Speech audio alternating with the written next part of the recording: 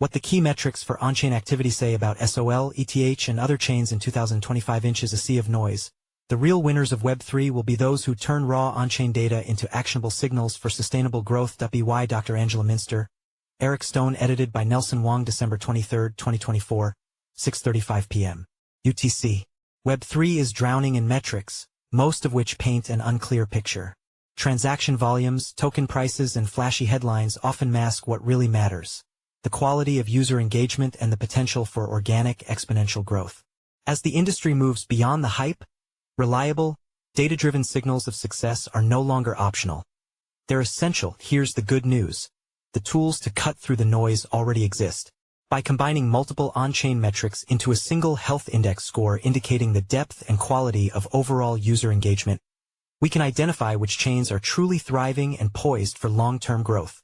With 2024 coming to a close, let's dig into what these signals reveal about today's leading chains, and what we can expect in 2025. Powered by 00:02/06:301083.8 Jeth Malani. Expect India's first rate cut in February. STLP0 fill. Hashtag FF3E5F. .ST1 fill. Hashtag FEF.ST2 fill. Hashtag FF3E5F. Share.CLSX. 1. Isolation. Isolate. .CLSX. 2. Fill. Hashtag FF3E5F. .CLSX. 3. Fill. Hashtag FFF. NextStayAssessing user quality using aggregated, not isolated, dataWhen, creating a sustainable on-chain ecosystem. It doesn't make sense to optimize any single user action. What's needed is context, a way to quantify not just everything users are doing, but how and why it matters. One promising approach to achieve this is to aggregate user behaviors into 5 core categories. Transaction activity, ranging from spot trades to smart contract interactions. Token accumulation in the medium to long term, and other investment behaviors.DeFi engagement for activities like staking, lending, and liquidity provision.NFT activities such as minting, trading, and utility-driven interactions. Governance participation to quantify DAO or protocol governance contributions. Crucially, these metrics should not be treated equally. A better approach is to weigh and combine them using a Bayesian model to generate a single top-line score. Unlike traditional scoring systems that rely on static thresholds or simple averages, this lets us incorporate both prior knowledge, what we expect from an average wallet, and new evidence, actual activity observed on-chain. These dynamic, multivariate scores are much harder to game and therefore more likely to reveal accurate, actionable insights. What the data tells us about 2024: the above approach provides a fresh perspective on each chain's user activity through 2024. Let's zoom in on some of the more surprising findings. Source: Flipside Crypto, flipside.xyz. Solana, the top light blue line that peaks at 2.75, attracted a huge share of high-quality users between February and mid-March, but engagement quality has fallen since. Interestingly, this downslide coincided with SOL's first price and trading volume spike of 2024, and has continued through the current memecoin mania. Repetitive actions have diminishing returns when assessed using a Bayesian model, meaning multiple token swaps yield smaller score improvements than engagement across multiple types of activities for any given wallet. This suggests most Solana users are currently engaged in a narrow range of on-chain activities that aren't contributing to Solana's multi-sector growth.Is for Ethereum supporters. The bottom orange line that begins at just above 1. Who expected this year's ETH ETFs to be a game changer?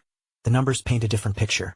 Ethereum's low and stable user score through H1 2024 suggests that this year's bullish developments did not spur broader ecosystem participation, such as DeFi activity and protocol governance. It's also worth noting that Axelar, the dark blue lines that begins at 2.5, had the most active users across the broadest range of on-chain activities relative to its total user base, according to the data. While Axelar is currently much smaller by TVL than the legacy chains dominating today's headlines, this is an intriguing signal that warrants closer inspection, and would have been missed if we were looking at market cap or trading volume alone. The takeaway here isn't that Solana is doomed and Axelar will inevitably become the world's biggest chain. There is limited value in comparing these types of scores across chains, since each score is proportional to the user quality of its corresponding chain. In other words, a Solana user with a score of 4 may be very different from a 4 on Axelar, given the differences in each chain's baseline activity. As such, these scores are most useful when tracking changes in the quality of a chain's overall user activity over time, not cross-chain comparisons. Predictions for 2025. With that said, what does each chain's user quality track record tell us about next year? For starters, it's clear that Solana faces significant challenges and opportunities entering 2025. The chain's trajectory depends on its ability to retain its massive casual user base and expand their range of on-chain interactions. Failure to do so could result in a significant slump once memecoins cool off. Although data from early 2024 suggests the chain has a large contingent of quality users that will endure regardless of what happens short-term. 2024 demonstrated Axelar's ability to attract a concentrated user base engaged in diverse, sustained on-chain activities, rather than speculative surges.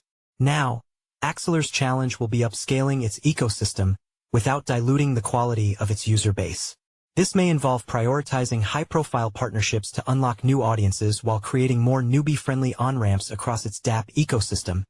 Ethereum's fragmentation has shifted many active users to its faster, cheaper L2 ecosystem, and so we may see mainnet activity increasingly consolidate around core features protocol staking and governance. These activities are critical for the broader EVM ecosystem, but this trajectory may be penalized by scoring systems that reward diverse on-chain engagement. This dynamic underscores a challenge for scoring systems. Prioritizing wide-ranging user activity can present an incomplete picture when applied to task-specific networks or general-purpose chains that are evolving into something more specialized. As a result, it's important to clearly define what success means for whatever chain is being evaluated and use a scoring system that captures the corresponding user actions. A better way to define and drive on-chain growth. Web3 has spent too long chasing the wrong metrics and failing to view the data in aggregate. In 2025, the winners will be those who find multivariate ways to measure and act on what matters most.